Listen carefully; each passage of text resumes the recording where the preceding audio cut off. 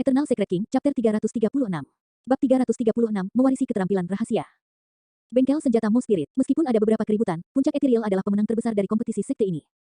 Di halaman kecil di samping Sungai Jishui, semua orang dari Puncak Ethereal bersama dengan Nian Qi dan Xiaoning mengadakan perayaan yang meriah. Namun, setiap orang memiliki masalah mereka sendiri. Larut malam, semua orang telah bubar. Di bawah sinar bulan yang kabur dan dingin, seorang kultivator berjubah hijau duduk sendirian di tepi Sungai Jishui, menatap permukaan air yang berkilau dengan linglung. Di sampingnya ada binatang hitam pekat dan agung tergeletak di tanah. Setelah tumbuh dewasa, Night Spirit sangat kuat dan anggota tubuhnya sangat kuat. Setiap ototnya memiliki kekuatan eksplosif sementara cakarnya yang tersembunyi di celah jari-jarinya sangat tajam. Kepalanya menyerupai serigala dan memiliki kekuatan gigitan yang mengejutkan. Ini adalah tubuh sempurna yang dilahirkan untuk membunuh. Saat itu, serangkaian langkah kaki muncul di belakangnya. Zimo, suara Xuan Yi terdengar. Su Zimo hendak berdiri ketika Xuan Yi menekan bahunya dan duduk. Aku berencana untuk memberikan 2 skill rahasia lain dari Ethereal Peak kepadamu besok. Saya harap Anda bisa menguasainya sebelum memasuki medan perang kuno. Menurutku itu tidak pantas. Su Zimo mengerutkan kening. 3 keterampilan rahasia Ethereal Peak bukanlah masalah sepele. Tanpa izin dari Master Sekte, siapapun yang memberikannya secara pribadi akan melanggar aturan Sekte. Tidak apa-apa, Xuan Yi menjawab, saya sudah menyampaikan pesan tentang kompetisi Sekte. Saya yakin Sekte akan segera mendengarnya dan mereka akan setuju dengan keputusan saya. Berhenti sejenak, Xuan Yi melanjutkan, selain itu, ini adalah keinginan Wen Xuan yang tidak terpenuhi. Saya memenuhinya atas namanya. Su Zimo mengangguk dan tidak menolak lebih jauh. Jelas bahwa 2 keterampilan rahasia yang tersisa, Ethereal Wings dan Ethereal Sword, akan memberikan peningkatan yang signifikan pada kekuatan pertempurannya. Selama 10 hari berikutnya, waktu Su Zimo hampir seluruhnya dihabiskan untuk mengembangkan 2 keterampilan rahasia. Karena periode waktu yang singkat, pedang Ethereal level 1, bayangan, belum berhasil dikembangkan. Namun, Su Zimo memahami Ethereal Wings dengan cepat dan dapat menggunakannya dengan mudah. Dengan sayap Ethereal, itu berarti Su Zimo akan dapat terbang melintasi langit seperti inti emas tanpa bergantung pada objek eksternal. Selain itu akan meningkatkan kelincahan dan mobilitasnya di udara. Dari perspektif skill rahasia saja, Ethereal Wings jauh lebih fungsional daripada 2 skill lainnya. Tidak hanya bisa digunakan sebagai teknik penyelamatan jiwa, itu juga beraneka ragam dan kelincahannya juga bisa digunakan untuk menyerang. Bahkan untuk inti emas, sayap Ethereal masih sangat berguna. Medan perang kuno tidak hanya berisi ramuan dan senjata roh, ada juga segala macam keterampilan rahasia dan warisan sekte yang kuat. Dikatakan bahwa sayap Ethereal diperoleh oleh seorang murid sekte yang telah memasuki medan perang kuno di masa lalu. Pada hari ini, istana mengirim orang untuk mengumpulkan semua orang dari 4 daftar peringkat sebagai persiapan untuk memasuki medan perang kuno. Sebelum pergi, Xuan Yi menginstruksikan, simpan lencana sekte Anda dan bersikaplah serendah mungkin dan berhati-hati dalam medan perang kuno. Jangan sembrono, kalian semua memiliki pedang terbang tingkat tertinggi jadi jangan ungkapkan sampai pertarungan hidup atau mati. Ada terlalu banyak faksi yang lebih kuat dari dinasti Zhou Agung di daratan Tianhuang. Bahkan di wilayah utara Tianhuang, kekuatan dinasti Zhou Agung dianggap lebih rendah. Di atasnya, ada sekte super dan di atasnya, ada sekte abadi yang legendaris. Penyebutan itu membuat jantung Su Zimo berdetak kencang. Dia telah mendengar Demones Ji menyebutkan tentang 9 faksi berbeda di daratan Tianhuang sebelumnya. Ke-9 faksi itu tidak mengacu pada 9 sekte yang berbeda, berbagai faksi ditambahkan hingga puluhan sekte. Misalnya, sekte abadi memiliki 9 sekte utama. Ada 7 sekte iblis dan sekte perawan murni tempat Demones Ji berada hanyalah salah satunya. Dalam hal itu, dinasti Zhou besar benar-benar tidak ada artinya jika dibandingkan dengan faksi dan sekte tersebut, apalagi puncak Ethereal. Zimo, terutama kamu, Xuan Yi mengingatkan, kamu memiliki begitu banyak nilai tertinggi dan bahkan senjata roh yang sempurna yang kamu miliki. Meskipun tidak ada yang mungkin memiliki desain pada Anda di ibu kota, Anda harus sangat berhati-hati saat memasuki medan perang kuno. Bahkan kawan yang memasuki medan perang kuno bersamamu tidak bisa dipercaya, tambah Liu Hui. Su Zimo mengangguk, senjata roh yang sempurna sudah cukup untuk memicu pertempuran berdarah antara inti emas. Mudah membayangkan apa yang akan terjadi jika berita tentang dia yang memiliki senjata roh yang sempurna bocor di medan perang kuno. Lanjutkan, Xuan Yi melambaikan tangannya. Dalam 1 tahun itu, akan bagus jika kalian memiliki kesempatan untuk menemukan jalan keluar dari dinasti Zhou besar dan wilayah utara Tianhuang. Mendengar itu, Su Zimo dan yang lainnya terkejut. Meskipun dia tidak menyatakannya secara eksplisit, maksud Xuan Yi sangat jelas. Su Zimo dan yang lainnya meninggalkan bengkel senjata Mo Spirit dan tiba jauh di dalam istana dengan pimpinan penjaga kota. Di dalamnya, aula istana yang besar dan megah didirikan. Mereka masuk dan melihat bahwa pembudidaya lain dari daftar peringkat sudah hadir. Selain 40 dari mereka, ada 10 orang lainnya dan Ji Yaoxue termasuk di antara mereka. Ketika Ji Yaoxue melihat Su Zimo dan yang lainnya masuk, dia tersenyum dan mengangguk padanya. Mengingat kekuatan dinasti Zhou Agung, mereka dapat mengirim 50 orang ke medan perang kuno dengan setiap teleportasi. Terlepas dari 40 orang dari 4 daftar peringkat, dinasti Zhou Agung juga akan memilih 10 pembudidaya lainnya untuk memasuki medan perang kuno. Selain Ji Yaoxue, 9 lainnya harus dipilih dengan hati-hati dan sangat kuat, tugas mereka adalah melindungi putri ketiga. Di tengah aula, ada formasi susunan batu kuno. Batuan panjang dan masif yang dipilih untuk formasi sekitar setengah tinggi seseorang dan ada pola susunan misterius yang terukir di atasnya. Rumit dan tidak bisa dipahami, mereka diterangi dengan cahaya. 5 pilar batu berdiri di sekitar formasi batu. Ada seorang kultivator yang duduk di atas setiap pilar batu. Aura mereka tertahan dan mereka memiliki bantalan yang stabil. Meskipun alam kultivasi mereka tidak dapat dibaca, mereka mungkin setidaknya Nascent Souls atau bahkan Void Reversions. Setiap orang. Pada saat itu, Kaisar mengamati semua orang dan berkata perlahan, medan perang kuno bukanlah tempat yang bersahabat. Di dalamnya, ada beberapa makhluk hidup dari zaman kuno dan beberapa di antaranya bahkan lebih kejam dari sisa-sisa binatang purba dan binatang buas berdarah murni. Setiap langkah di medan perang kuno dipenuhi dengan niat membunuh dan bahaya. Namun, peluang besar menunggu di samping bahaya. Beberapa menjadi terkenal di seluruh dunia setelah kembali dari medan perang kuno, beberapa mengangkat sekte dan klan keluarga mereka menjadi terkenal setelah kembali. Tentu saja, lebih banyak lagi yang mati tanpa pernah mendapatkan kesempatan untuk kembali. Ini adalah sebuah ujian. Jika Anda dapat bertahan tahun ini, Anda akan terlahir kembali dan benar-benar membangun fondasi Anda, memastikan pembentukan inti Anda. Jika kamu mati, apakah kamu seorang jenius atau monster, kamu akan dilupakan oleh semua orang. Ketika dia mendengar itu, Su Zimo merasakan deja vu. Saat itu, Dai Yue mengatakan hal yang sama malam itu dia melemparkannya ke pegunungan Changlang sendirian.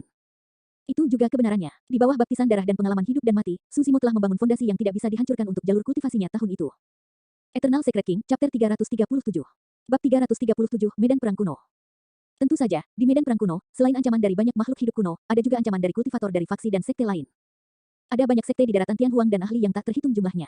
Bahkan ada 9 faksi yang menguasai daratan Tianhuang. Kekuatan dinasti Zhou besar memungkinkan kami mengirim 50 orang ke medan perang kuno. Namun, beberapa sekte super atau dinasti perkasa dapat mengirim hingga ribuan orang ke dalam. Meskipun mereka siap secara mental, sebagian besar pembudidaya dari daftar peringkat masih terkejut ketika mendengar itu. Implikasinya adalah jika 50 dari mereka terlibat konflik dengan faksi-faksi itu di medan perang kuno, ada kemungkinan besar mereka akan dimusnahkan oleh pihak lain. Kejam melebihi apapun, tidak ada aturan atau batasan dalam medan perang kuno. Ketidaksepakatan atau harta apapun dapat menyebabkan pembantaian besar-besaran. Jika Meridian Unlocking Elixir ditemukan, pertempuran berdarah pasti akan meletus. Untuk penggarap pendirian yayasan, Meridian Unlocking Elixir sangat langka dan telah lama hilang di daratan Tianhuang. Ada total 8 Meridian Roh untuk pembudidaya dan membukanya lebih sulit dari yang lain. Pada saat seseorang berada di Meridian ke-7 atau ke-8, hampir tidak mungkin untuk membukanya kecuali mereka memiliki bantuan dari luar.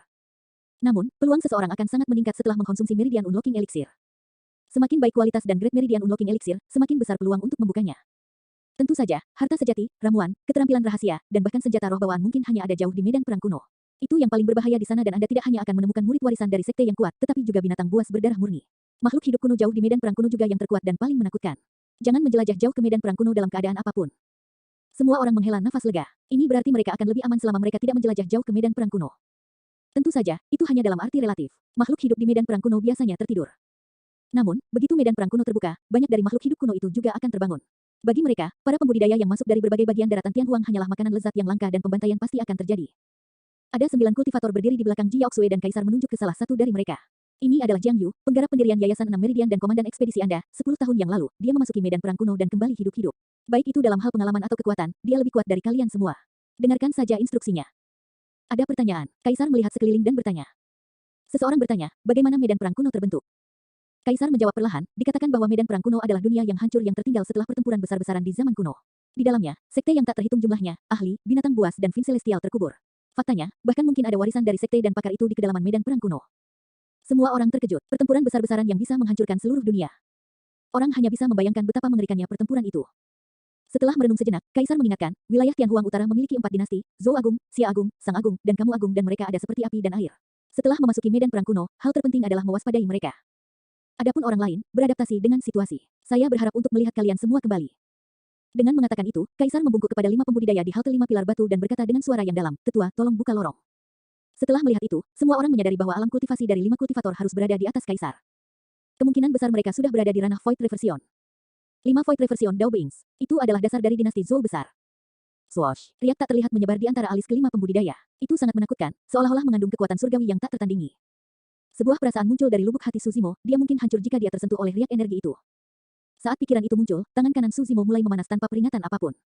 Itu kembali normal dalam sekejap mata. Dia mengerutkan kening dan melirik tangan kanannya.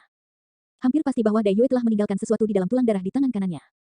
Namun, untuk apa tulang darah itu atau tujuannya, Su Zimo sama sekali tidak tahu. Selain itu, dia memiliki perasaan bahwa dia tidak memenuhi syarat untuk memanfaatkan inti dari tulang darah atau melepaskan tujuan dan efek sebenarnya dari wilayah kultivasinya saat ini. Setiap pola pada bebatuan berbentuk panjang memancarkan cahaya misterius yang meningkat, berubah menjadi lebih kuat dan lebih jelas hingga menyatu dan akhirnya meletus. Bang! Terdengar suara memekakkan telinga. Sinar cahaya ilahi menyala di sekitar formasi batu, menciptakan penghalang cahaya yang menerangi seluruh aula istana. Semuanya, cepat masuk ke formasi. Seorang kultivator di pilar batu berteriak. Su Zimo dan para pembudidaya lainnya tidak ragu-ragu. Sosok mereka berkedip saat mereka melewati penghalang cahaya satu demi satu. Merusak, 5 pembudidaya berteriak pada saat yang sama dan ada kilauan di dahi mereka. Cahaya di sekitar formasi batu segera naik dan bersinar terang, membentuk pilar cahaya yang menyilaukan yang melesat ke langit. Tampaknya menembus kekosongan, mengungkapkan terowongan gelap gulita yang menyeramkan dan dingin. Aura yang sama sekali berbeda, yang tua dan kuno, meresap melalui terowongan. Kamu harus mencapai tempat pendaratan setahun dari sekarang untuk kembali ke Zhou Agung. Begitu dia mengatakan itu, semua orang di dalam formasi batu merasakan sensasi robekan dari tubuh mereka. Itu sedikit menyakitkan, seolah-olah kekuatan tak terlihat menarik mereka dari tempat itu, saat mereka meninggalkan tempat asalnya. Pilar cahaya dalam formasi batu berangsur-angsur menghilang dan Su Zimo serta yang lainnya menghilang. Medan perang kuno. Meskipun itu hanya dunia yang rusak, itu sangat luas dan jauh lebih besar dari wilayah dinasti Zhou besar. Itu adalah tempat di mana peluang dan bahaya hidup berdampingan. Di tanah pasir yang sunyi, sebuah distorsi muncul di angkasa dan sosok-sosok berjatuhan dari dalam satu demi satu. Itu adalah kelompok Su Zimo. Banyak penggarap pendirian yayasan tidak terbiasa dengan teleportasi spasial seperti itu. Meskipun seluruh prosesnya singkat, itu sangat menyakitkan. Tubuh mereka terasa seperti tercabik-cabik dan jiwa mereka ditarik dari kedalaman pikiran mereka. Merasa pusing, banyak pembudidaya jatuh ke tanah begitu mereka keluar. Mereka bahkan tidak bisa berdiri dengan benar, terlihat pucat dan menyedihkan. Hanya sedikit di antara mereka yang bisa mempertahankan ketenangan mereka. Terlepas dari 6 komandan pendirian Yayasan Meridian, Jiang Yu, yang pernah ke medan perang kuno sebelumnya, Suzimo dan Night Spirit adalah satu-satunya yang memiliki fisik yang menakutkan. Jiang Yu menoleh sedikit dan menatap Suzimo dalam-dalam tanpa berkata apa-apa. Surga, Ki Roh yang kaya. Apakah ini medan perang kuno? Roh Ki di medan perang kuno sangat kaya. Ini dunia yang berbeda dari di luar sana. Banyak pembudidaya secara bertahap beradaptasi dan sadar kembali, berseru kaget. Suzimo menghirup udara dalam-dalam dan Ki Roh di sekitarnya masuk melalui telinga, mata, hidung, mulut, dan pori-porinya dan mengalir ke seluruh tubuhnya. Itu murni dan kaya, mengembun menjadi tetesan cairan roh saat memasuki dantiannya. Cairan roh membentuk sungai di meridiannya, memancar dan menderu saat meridian keempatnya samar-samar muncul. Eternal Secret King, Chapter 338. Bab 338, Peluang. Sungguh menakutkan, Suzimo terkejut. Dia baru saja membuka meridian roh ketiganya sekitar 2 minggu yang lalu. Jika dia berkultivasi secara normal di daratan Tianhuang, dia akan membutuhkan setidaknya 1 tahun untuk membuka meridian roh keempat. Yang mengejutkan, meridian roh keempatnya muncul saat dia menginjakkan kaki ke medan perang kuno. Berdasarkan kecepatan kultivasinya, dia akan dapat membukanya sepenuhnya dalam waktu kurang dari 10 hari. Merasakan Ki Roh yang padat di sekitarnya, beberapa pembudidaya menghirup udara dengan rakus dalam keadaan mabuk, berharap mereka dapat segera berkultivasi. Jiang Yu berdiri di depan kerumunan dan berbalik, menyapu pandangannya ke semua orang seperti elang. Dia menyatakan keras dengan ekspresi tenang, semuanya, dengarkan. Suara semua orang berangsur-angsur memudar. Semuanya, ini adalah medan perang kuno di mana bahaya berada di setiap langkah. Setelah jeda sebentar, dia melirik Suzimo dengan cara yang tampaknya tidak disengaja dan berkata dengan suara yang dalam, tidak peduli apa statusmu di rumah, kamu harus mematuhi instruksiku di medan perang kuno jika kamu ingin bertahan hidup. Mendengar itu, Suzimo mengerutkan kening. Jiang Yu adalah komandan yang ditunjuk oleh kaisar dan dia memiliki ranah kultivasi tertinggi di antara semua orang yang hadir, tidak ada yang menanyainya. Jiang Yu melanjutkan, saya tahu ada beberapa di antara Anda dengan kemampuan yang layak. Namun, izinkan saya memperingatkan Anda bahwa jika Anda berani menjadi kurang ajar dan sombong di medan perang kuno, satu-satunya hal yang menanti Anda adalah kematian. Jangan berpikir bahwa Anda adalah seseorang hanya karena Anda dapat membunuh orang di atas wilayah kultivasi Anda. Beberapa murid dari sekte teratas yang tiba di sini mampu melakukan hal yang sama dan bahkan lebih kuat darimu. Ini adalah tempat di mana Anda menemukan bahwa selalu ada seseorang yang lebih baik dari Anda di luar sana. Meskipun Jiang Yu tidak mengatakannya secara eksplisit, semua orang tahu bahwa dia jelas mengacu pada Suzimo. Sama dengan, Suzimo menunduk dalam diam. Jiang Yu jelas memusuhi dia. Namun, Suzimo tidak tahu dari mana permusuhan itu berasal. Mungkin karena Ji Yaoxue, mungkin juga karena Daisu yang dia bunuh. Lagi pula, ada kemungkinan Jiang Yu berteman lama dengan Daisu di istana. Selain itu, mengingat kemampuan Daisu, ada kemungkinan besar dia akan memasuki medan perang kuno kali ini juga jika dia tidak mati. Diamnya Suzimo bukan karena dia takut pada Jiang Yu, itu karena dia tidak mau diganggu. Di medan perang kuno yang sepenuhnya asing ini, Suzimo tidak perlu menyerang pria ini karena permusuhan. Semua orang dari puncak ethereal tampak tidak senang tetapi tidak ada dari mereka yang bisa mengatakan apa-apa karena Jiang Yu tidak merujuk siapapun secara eksplisit. Ji Yaoxue mengerutkan alisnya dan berteriak pelan, Komandan Jiang. Jiang Yu menoleh sedikit dan bertanya, perintah apa yang kamu miliki, putri ketiga? Tiba-tiba, Suzimo merasakan ada yang tidak beres. Meskipun Kaisar telah menunjuk Jiang Yu sebagai komandan ekspedisi, status Ji Yaoxue masih lebih tinggi darinya. Namun, Suzimo memiliki perasaan bahwa Jiang Yu tidak menghormati Ji Yaoxue, nadanya ke arahnya bahkan sedikit sembrono. Itu sangat aneh, mungkin ada alasan permusuhan Jiang Yu terhadapnya. Namun, ada sesuatu yang perlu direnungkan tentang sikap Jiang Yu terhadap Ji Yaoxue. Ji Yaoxue tidak merasakan sesuatu yang aneh dan hanya mengingatkan, Komandan Jiang, kita harus bergegas dan menemukan tempat peristirahatan sebelum hari menjadi gelap. Ya, Jiang Yu menjawab, medan perang kuno dipenuhi dengan makhluk hidup dari zaman kuno. Di malam hari, burung dan binatang buas berkeliaran dengan bebas. Setan menguasai hutan di malam hari. Untuk malam di medan perang kuno, makhluk hidup kuno menguasai tempat itu. Jika seseorang berlama-lama di luar tanpa kekuatan luar biasa, mereka pasti akan bertemu dengan kematian. Biasanya, di daerah seperti kedalaman medan perang kuno, akan ada kota-kota besar tempat berkumpulnya banyak pembudidaya yang kuat. Namun, tidak ada kota seperti itu di tepi medan perang kuno. Jiang Yu mengambil peta dari tas penyimpanannya dan memeriksanya sebelum berdiri di depan Ji Yaoxue. Putri ketiga, kita di sini sekarang. Ada sebuah gunung terdekat dengan tempat ini dengan sebuah gua di kakinya. Kita bisa menetap di tempat itu untuk sementara. Baiklah, mari kita pergi ke sana. Ji Yaoxue mengangguk. Peta seperti itu dibuat sketsa oleh para pembudidaya yang telah kembali hidup-hidup dari medan perang kuno. Selain salinan di tangan Jiang Yu, tidak ada orang lain yang memilikinya. Saat Ji Yaoxue dan Jiang Yu sedang berdiskusi, Suzimo berbalik dan berbisik kepada semua orang dari Ethereal Peak, tetap dekat denganku nanti. Jangan dipisahkan. Roh malam, Suzimo menepuk kepala Night Spirit dan menunjuk ke arah Xiaoning. Itu mengerti niatnya dan datang ke sisi Xiaoning untuk melindunginya di sepanjang jalan. Hanya setelah menyelesaikan pengaturan, Suzimo merasa lebih lega. Saat itu, Jiang Yu datang ke depan semua orang dan berkata dengan suara yang dalam, saya akan mengatur formasi maju, 10 kultivator spirit ranking akan mengambil perimeter luar dan membiarkan eliksir refinement dan talisman masters yang lebih lemah untuk berjalan di tengah. Putri ketiga akan berada tepat di tengah sementara aku akan tetap di depan untuk mengintai jalan bersama dengan 8 penjaga Grid Zone lainnya.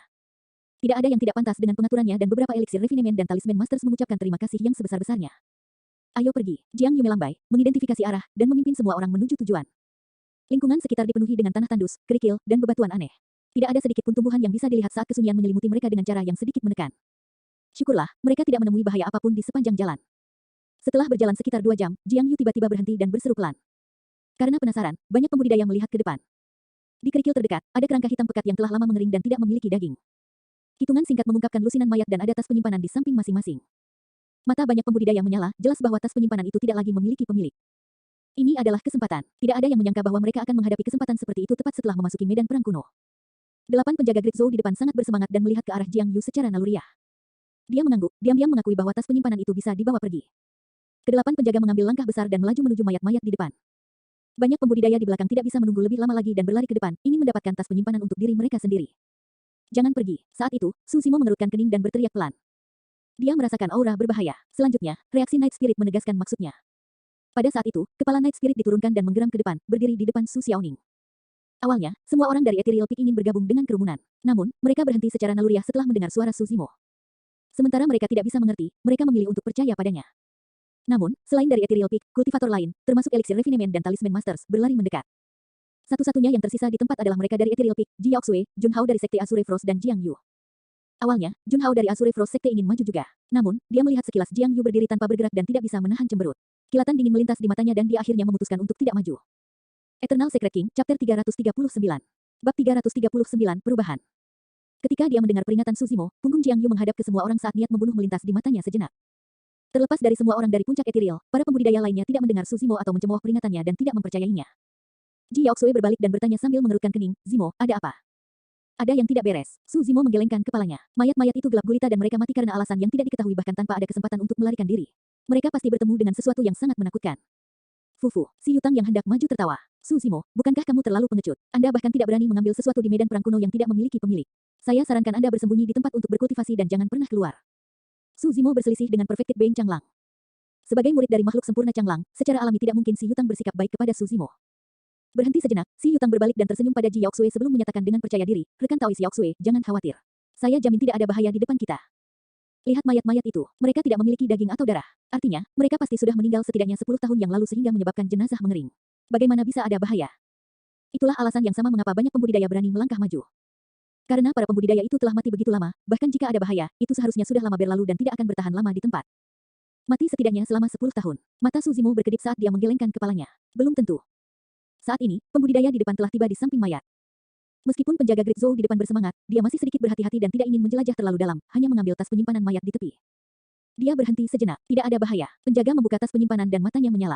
Seketika, dia memasukkan tas penyimpanan ke dalam tasnya sendiri dan bergegas ke depan untuk mengambil lebih banyak tas penyimpanan. Ketika pembudidaya lain melihat itu, mereka bergegas menuju mayat tanpa ragu-ragu lagi. Tiba-tiba, kerikil di samping mayat bergerak dan tas seukuran kepalan tangan perlahan menggembung. Itu tumbuh lebih besar, seolah-olah ada sesuatu yang akan keluar dari pasir. Dalam sekejap mata, tas serupa muncul di kerikil satu demi satu, menarik perhatian banyak pembudidaya. Mereka yang lebih waspada sudah mengendarai pedang terbang mereka dan membubung ke langit. Puff, ada suara renyah. Bola hitam merah raksasa tiba-tiba meledak dari pasir dan mendarat di sebelah kaki banyak pembudidaya. Sebelum mereka sempat bereaksi, bola hitam merah terbuka, berubah menjadi cacing dengan kepala dan kaki merah serta tubuh hitam. Padat dikemas, berkerumun menuju kaki para pembudidaya. Setiap cacing berukuran kira-kira sepanjang lengan dan memiliki 1000 kaki yang bergerak melintasi kerikil pada saat yang bersamaan. Mereka sangat cepat dan langsung naik ke kaki banyak kultivator. Serangkaian tangisan tragis terdengar satu demi satu. Tepat di depan semua orang, kabut hitam muncul di wajah para pembudidaya itu satu demi satu saat mata mereka melotot seperti ikan mati, dipenuhi teror. Pembuluh darah dari bawah kulit mereka berangsur-angsur muncul dan tiba-tiba meledak. Kelabang darah, ekspresi Su Zimo sedikit berubah. Untuk mengetahui lebih lanjut tentang asal-usul Night Spirit, dia telah menelusuri banyak teks di Ethereal Peak tentang makhluk hidup purba dan mengetahui tentang makhluk buas semacam itu. Kelabang darah adalah makhluk hidup dari zaman kuno dan hidup berkelompok. Mereka sangat beracun dan bisa mengubah daging menjadi genangan darah dengan satu gigitan sebelum memberi makan dalam kelompok mereka. Dalam beberapa saat, mereka bisa melahap seseorang sampai hanya mayat yang tersisa. Sifat beracun dari kelabang darah juga menjadi alasan mengapa mayat-mayat itu menjadi hitam pekat. Dikatakan bahwa mereka sudah lama punah di daratan Tianhuang, tetapi siapa yang tahu bahwa mereka akan ada di medan perang kuno. Itu kelabang darah kuno, cepat dan mundur. Tiba-tiba, Jiang Yu berseru dan buru-buru berbalik untuk berdiri di samping Ji Yaoxue. Ada kilatan kepanikan di matanya, seolah-olah dia dilanda ketakutan saat dia terengah-engah. Cepat pergi, putri ketiga. Kita tidak bisa berlama-lama di sini. Tapi, bagaimana dengan mereka? Meskipun dia adalah putri dari Zhou Agung, wajahnya agak pucat karena perubahan peristiwa yang tiba-tiba. Dia menunjuk kerumunan yang kacau di depannya, tampak sedih. Kami tidak bisa menyelamatkan mereka.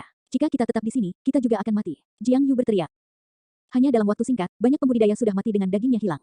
Satu-satunya yang tertinggal adalah mayat mereka yang hitam pekat dengan tas penyimpanan di sampingnya, persis sama seperti ketika mereka pertama kali menemukan mayat itu. Keempat penjaga Great Zhou di garis depan semuanya telah tewas dan kehilangan nyawa mereka. Beberapa pembudidaya di belakang berhasil menghindari tragedi itu dan beberapa dari mereka berdiri terpaku di tanah, ketakutan. Seorang kultivator di depan berbalik dengan ekspresi ngeri di wajahnya. Wajahnya menghitam saat dia mengulurkan tangan dan meraih bahu master penyempurnaan senjata di belakangnya, berteriak, selamatkan aku. Puff, orang yang berbicara tiba-tiba berubah menjadi kabut darah, memercik ke seluruh wajah master penyempurnaan senjata. Master penyempurnaan senjata sangat ketakutan sehingga dia tersadar dan menjerit, berbalik untuk segera melarikan diri. Namun, dia hanya berhasil mengambil beberapa langkah ketika dia berhenti dan wajahnya menjadi hitam. Berubah menjadi genangan darah, mayatnya roboh ke tanah dan segerombolan kelabang darah menelan dan menelannya segera. Ketika para pembudidaya yang masih hidup melihat itu, mereka tersentak dan pupil mata mereka menyempit. Racun itu sangat beracun sehingga bahkan jika penggarap pendirian yayasan tidak digigit oleh kelabang darah, dia bisa mati hanya dengan menyentuh beberapa tetes darah dari pembudidaya yang terinfeksi. Ji Yaoxue menyadari bahwa tidak ada cara untuk menyelamatkan para pembudidaya yang digigit lipan darah. Semuanya akan mati di sini jika mereka mencoba menyelamatkan yang lain dengan paksa. Si Yutang sangat ketakutan hingga wajahnya pucat pasi. Dia merasakan ketakutan yang melekat di hatinya, bersyukur dia telah berdebat dengan Su Zimo dan lebih lambat. Cara ini, semuanya, kendarai pedang terbang kalian. Kelabang darah tidak bisa terbang. Jiang Yu memerintahkan dan melompat ke atas pedang terbangnya, melaju ke arah bersama Ji Yaoxue dan para penyintas yang tersisa. Para penyintas sudah dalam keadaan panik dan tanpa sadar memanggil pedang terbang mereka, melayang ke udara dan melarikan diri di belakang Jiang Yu. Seluruh tempat berada dalam kekacauan. Di antara semua orang yang hadir, Su Zimo adalah satu-satunya yang bisa mempertahankan ketenangannya saat dia berlari di tanah dengan Night Spirit, mengikuti di belakang semua orang. Meski mereka sudah jauh dari area mayat, rasa bahaya di hati Su Zimo malah semakin meningkat dan bukannya menghilang. Hati-hati, semuanya. Sebelum dia bisa menyelesaikan kata-katanya, ada ledakan keras. Kerikil di depan tiba-tiba runtuh, membentuk lubang besar. Kepala besar dan mengerikan muncul dari lubang pasir dengan 1000 kaki terseok-seok pada saat bersamaan. Tiba-tiba, dia mengangkat separuh tubuhnya, menghadap semua orang dan memancarkan aura yang sangat menakutkan. Sepasang taring tajam yang memancarkan bau busuk menyatu, menghasilkan suara dentang. Mata merahnya seperti terik matahari, marah dengan niat membunuh. Ini adalah kelabang darah yang sangat besar dan setengah dari tubuhnya yang terungkap panjangnya sudah 100 kaki. Semua orang berseru. Meskipun Blood Centipede tidak bisa terbang, separuh tubuhnya yang terangkat memiliki panjang 100 kaki penuh dan langsung menghalangi jalan semua orang. Mereka dihalangi di depan dan dikejar di belakang. Eternal Secret King, Chapter 340. Bab 340, Kekebalan Racun. Menghadapi makhluk besar yang menghalangi jalan mereka, mata dua pembudidaya dipenuhi dengan kegilaan. Mereka ingin mengelilingi Blood Centipede dan terus berlari. Berdebur, berdebur, kelabang darah mengayunkan dua antena di kepalanya yang seperti dua cambuk hitam panjang. Mereka merobek kehampaan dengan bau yang menyengat, segera menarik kedua pembudidaya itu kembali. Keduanya mengeluarkan tangisan tragis dan berubah menjadi genangan darah, dimakan oleh Blood Centipede hampir seketika. Ke samping, Su Zimo menyipitkan matanya saat dia menunjuk ke arah baru dan berteriak. Tanpa ragu, semua orang dari pedang etiril berbalik dan melaju ke arah itu. Banyak pembudidaya mengikutinya secara tidak sadar. Berdebur, bayangan hitam melesat lewat dan seorang kultivator yang mengendarai pedang terbangnya di udara tersapu oleh peraba Blood Centipede, sekarat dengan menyedihkan di mulutnya. Itu terlalu cepat. Para pembudidaya tidak begitu gesit di udara dengan sword kinesis flight dan sulit bagi mereka untuk melarikan diri dari antena Blood Centipede.